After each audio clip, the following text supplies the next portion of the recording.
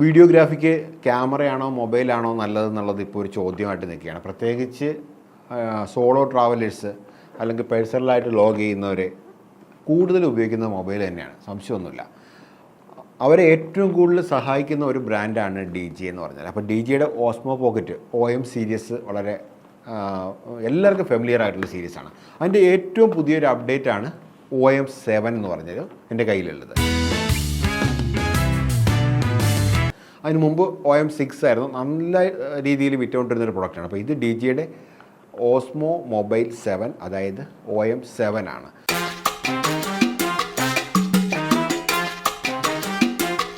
അപ്പോൾ ഇത് കുറച്ച് അപ്ഡേറ്റ്സ് 6-ആയിട്ട് വന്നിട്ടുണ്ട് എന്നല്ലാതെ കുറച്ച് ക്വാളിറ്റിയിൽ സ്റ്റെബിലൈസിങ്ങിലൊക്കെ ചെറിയ ചെറിയ അപ്ഡേഷൻസ് വന്നിട്ടുണ്ടെന്നല്ലാതെ വളരെ കാര്യമായിട്ട് എടുത്ത് പറയക്കത്ത അപ്ഡേറ്റ്സ് ഒന്നും ഇതിനകത്തില്ല. പിന്നെ ഭാരം പറയുകയാണെങ്കിൽ 300 ഗ്രാം മാത്രമേ ഭാരമുള്ളൂ. അപ്പോൾ നിങ്ങൾക്ക് മൊബൈൽ യൂസ് ചെയ്തിട്ട് വർക്ക് ചെയ്യുന്നവർക്ക് വളരെ ഫ്രണ്ട്ലി ആയിട്ട് ഉപയോഗിക്കാൻ പറ്റുന്നൊരു പ്രൊഡക്റ്റാണ്. ഏകദേശം 8,500 8,000-8,500 ഇടയ്ക്കാണ് ഇതിനകത്ത് പ്രൈസ് വരുന്നത്.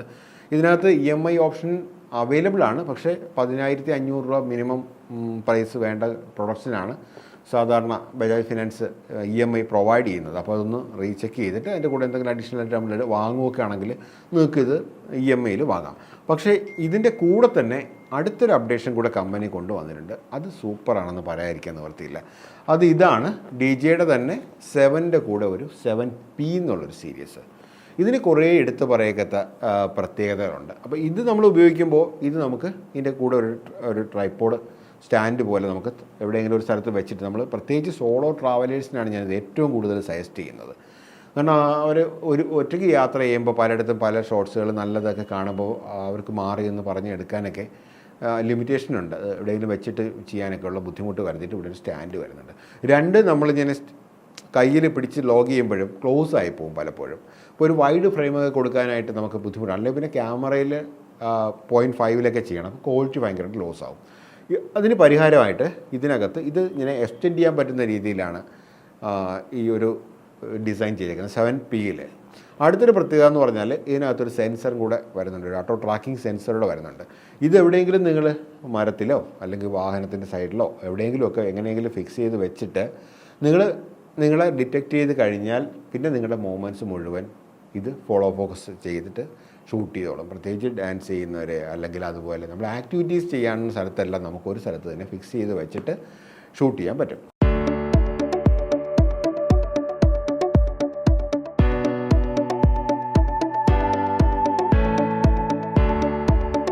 ഇനി ക്ലോസ് ആയിട്ടാണ് നിങ്ങൾ ചെയ്യുന്നതെങ്കിൽ, പ്രത്യേകിച്ച് ലൈറ്റിൻ്റെ അഭാവത്തിലൊക്കെ ആണെങ്കിൽ ഒരു കുഞ്ഞൻ LED ലൈറ്റും കൂടെ നിങ്ങളുടെ ഫേസ് ഡിറ്റക്റ്റ് ചെയ്യാനായിട്ട് ഫേസിൽ ലൈറ്റ് കിട്ടാനുള്ള ഒരു ഓപ്ഷനും കൂടെ ഇതിനകത്ത് ലൈറ്റും കൂടെ കൊണ്ടുവന്നിട്ടുണ്ട്. അപ്പോൾ ഇതിൻ്റെ ഭാരം നേരത്തെ ഇതിന് 7ന് 300 ഗ്രാമാണ് പറഞ്ഞെങ്കിൽ ഇതിന് 370 ഗ്രാം ഭാരം, ഒരു 70 ഗ്രാം ഭാരം അഡീഷണൽ ആയിട്ടുണ്ട്. ഇത്രയും ഫീച്ചേഴ്സ് വരുന്നുണ്ട്. ഇനിയാണ് ഏറ്റവും വലിയ അട്രാക്ഷൻ വരുന്നത്. നിങ്ങൾ ഉപയോഗിക്കുന്ന ഒരു DJIയുടെ മൈക്ക് ആണെങ്കിൽ നിങ്ങൾക്ക് ഇതിനകത്ത് ട്രാൻസ്മിറ്റർ മാത്രം മതിയാവും, റിസീവറിൻ്റെ ആവശ്യമില്ല. അപ്പോൾ റിസീവർ ഇതിനകത്ത് കണക്ട് ചെയ്യേണ്ട, ഇതിനകത്ത് തന്നെ ആ റിസീവർ ഇൻബിൽറ്റാണ്. അപ്പോൾ നിങ്ങൾ സംസാരിക്കുന്ന വോയിസും കാര്യങ്ങളുമൊക്കെ ഒരു DJIയുടെ മൈക്കാണ് നിങ്ങൾ ഉപയോഗിക്കുന്നതെങ്കിൽ ഈസി ആയിട്ട് റെക്കോർഡ് ചെയ്യാനുള്ളൊരു ഓപ്ഷൻ കൂടി അതിനകത്ത് വരുന്നുണ്ട്. അപ്പോൾ ഇതിൻ്റെ പ്രൈസ് വരുന്നത് ഏകദേശം 14,500 രൂപയാണ്. ഈസി EMI ഓപ്ഷൻ അതിനകത്ത് അവൈലബിൾ ആണ്. നിങ്ങൾക്ക് 0 ഡൗൺ പേയ്മെൻറ്റിൽ, മീൻസ് ഇൻട്രസ്റ്റ് ഇല്ല, 0 ഡൗൺ പേയ്മെൻ്റ് അല്ല, നിങ്ങൾക്ക് ഇൻട്രസ്റ്റ് ഇല്ലാതെ തന്നെ ഇതിനകത്ത് ഫിനാൻസ് കിട്ടാനുള്ള ഓപ്ഷനും ഈ ഒരു പ്രൊഡക്റ്റിൽ DJI കൊണ്ടുവരുന്നുണ്ട്. 1 വർഷത്തെ വാറണ്ടിയാണ് ഈ ഒരു പ്രൊഡക്റ്റിന് കമ്പനി പറയുന്നത്.